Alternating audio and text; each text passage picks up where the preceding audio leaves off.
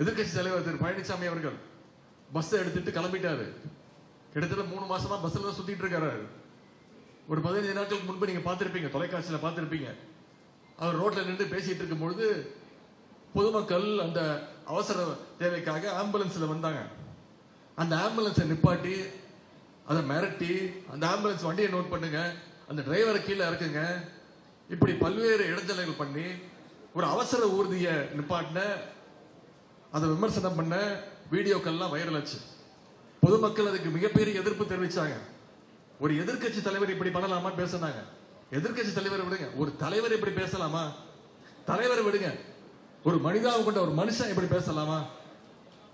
நான் அதற்காகத்தான் நேற்று முன்தினம் சொன்னேன், எதிர்கட்சி தலைவர் அவர்களே, ஆம்புலன்ஸ் எல்லாம் நிப்பாட்டுறீங்க, தொடர்ந்து நிப்பாட்டிட்டு இருந்தாங்க. 2-3 இடத்துல ஆம்புலன்ஸ் எல்லாம் அடிச்சு நொடுக்கப்பட்டாங்க.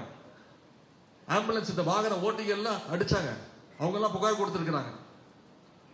அதற்கு நான் பதில் சொன்னேன், எதிர்கட்சி தலைவர் அவர்களே, நீங்க ஆம்புலன்ஸ் நிப்பாட்டுறீங்க, அது அவசர தேவைக்காக போற வண்டி. எந்த கட்சி தலைவர்கள் பேசும்போதும் பிரச்சாரத்தில் இருக்கும் போதும் பல்வேறு நிகழ்ச்சியில் இருக்கும் போதும் நடு ரோட்ல கூட்டத்தை நடத்தினீங்கன்னா வரத்தான் செய்யும் அவசரத்துக்காக. நாங்கெல்லாம் தலைவர் முக்கியமா பேச்சை நிப்பாட்டிட்டு அந்த ஆம்புலன்ஸுக்கு வழி விட்டு நம்முடைய கழக தொடர்கள் அதுக்கு வழி விட்டு அந்த ஆம்புலன்ஸ் போனதுக்கு அப்புறம் தான் தலைவர் பேசவே ஆரம்பிப்பாரு. ஒரு தலைவர்னா அப்படி இருக்கணும். இப்படி இருக்கலாமா? திரு எடப்பாடி பழனிசாமி அவர் மாதிரி நான் தான் சொன்ன தலைவர், எதிர்கட்சி தலைவர் அவர்களே, நீங்க இப்படி பண்றீங்க. உங்களுடைய கட்சி இன்னைக்கு ஆம்புலன்ஸ்ல போற நிலைமையில இருக்கு. விரைவில் ஆம்புலன்ஸ்ல போய்